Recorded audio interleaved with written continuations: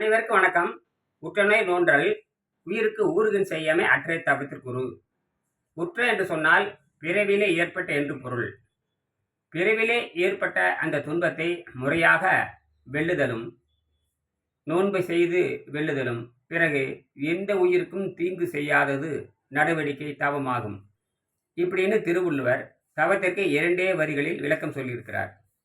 உற்ற என்று சொன்னால் பிறவிலே ஏற்பட்ட என்று பொருள். உற்ற நண்பன் என்று சொன்னால் பிறவிலே ஏற்பட்ட நண்பன் என்று பொருள். அது சிறு சிறிலிருந்தே இருக்கிறான்னு அர்த்தம். அதுதான் அந்த உற்ற நோயின்னு பேர். இதைத்தான் தவங்குற அதிகாரத்தில் 261வது பாடலில் 27வது தலைப்பில் சொல்லியிருக்காரு. ஆக இந்த இதை நோன்பு என்று இன்னைக்கு வச்சுக்கலாம், அல்லது தவனும் வச்சுக்கலாம். தவம்னாவே பசி தாகத்தை வெல்லுதல், பசி தாகத்தில் அமைதிப்படுத்துதல், அதாவது பசி தாகத்தை நடுநிலைப்படுத்துதல். பசிங்கிறது ஒரு வகை நீர், அவ்வளவுதான். இந்த வாதம் சொல்லக்கூடிய, பித்தம் சொல்லக்கூடிய, கபம் சொல்லக்கூடிய மனிதனை கொலை செய்யக்கூடிய நீர்.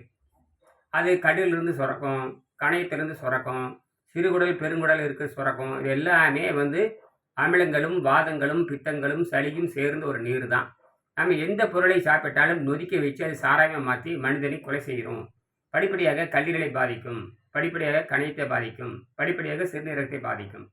ஆக இது பாதிக்காமல் இருக்கணும்னா நாம் பரிணாம அறிவியலை பயன்படுத்தணும். அதை தான் திருவள்ளுவர் உற்றநோய் நோன்றல், நோன்றல்னா நோன்பிருத்தல்னு பேர், அல்லது நோண்டி எடுத்தல், அல்லது நீர்த்து போக செய்தல், அல்லது புறப்புட்டு புக்கு திரிகின்ற வாயை நெருப்படை உள்ளே நிர்மலமாக்குதல், அமைதிப்படுத்தல், இப்படி 100 வகையில் அது பொருள்படும்படியாக சொல்ல முடியும். ஆக இதை செய்து நீங்கள் பாருங்கள், ரொம்ப எளிமையாக இருக்கும். இதுதான் அது அடிப்படை.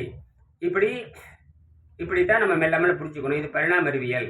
பரிணாம அறிவியல் அடிப்படையில் தான் நாம் 7ஆம் அறிவியை பயன்படுத்திதான் ஆரோக்கியத்தை பெற முடியும். குறைந்த சொற்ப உணவிலேயே உடம்பு இயங்குகிறது. மற்ற சக்திகள் எல்லாம் அது காற்றிலிருந்தும் விண்வெளியிலிருந்தும் எடுத்துக்கொள்கிறது. நன்றி, வணக்கம்.